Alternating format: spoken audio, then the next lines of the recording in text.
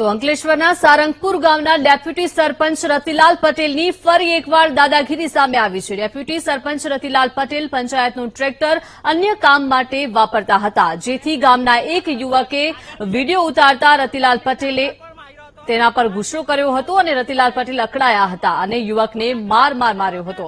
યુવક પર ડેપ્યુટી સરપંચે ગાડી ચડાવી દેવાનો પણ પ્રયાસ કર્યો હોવાનો આક્ષેપ કરવામાં આવી રહ્યો છે। ડેપ્યુટી સરપંચ રતિલાલની દાદાગીરીની આ પ્રથમ ઘટના નથી। અગાઉ પણ જમીન માપણી બાબતે રતિલાલે મારામારી કરી હતી, ત્યારે આ દાદાગીરી કરતા સરપંચ પર ક્યારે કાર્યવાહી થશે તે મોટો સવાલ ઉભરી રહ્યો છે। મહત્વનું છે કે આ પહેલા પણ આ ડેપ્યુટી સરપંચ વિવાદોમાં આવી ચૂક્યા છે। વધુ એક વખત તેઓ દાદાગીરી કરતા જોવા મળી રહ્યા છે। વધુ માહિતી સાથે સંવાદદાતા યોગેશ જોડાઈ ગયા છે। યોગેશ, ડેપ્યુટી સરપંચની આ દાદાગીરી સામે આવી છે, અગાઉ પણ તેઓ વિવાદમાં રહી ચૂક્યા છે, શું છે સમગ્ર મામલો?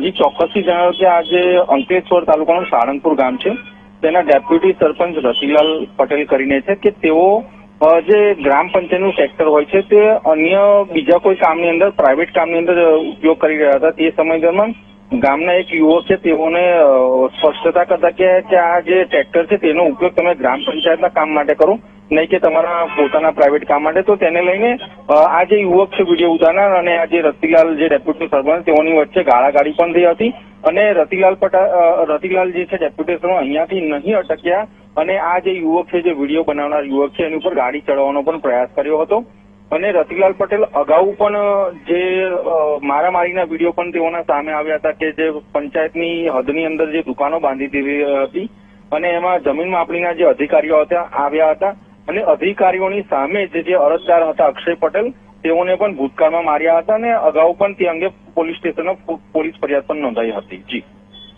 યોગેશ, ખાસ કરીને ડેપ્યુટી સરપંચ જે છે તે હોદ્દાનો દુરુપયોગ કરી રહ્યા છે તેવું સ્પષ્ટ દેખાઈ રહ્યું છે, કેમ કે આ અગાઉ પણ તેઓ મારામારી કરી ચૂક્યા છે।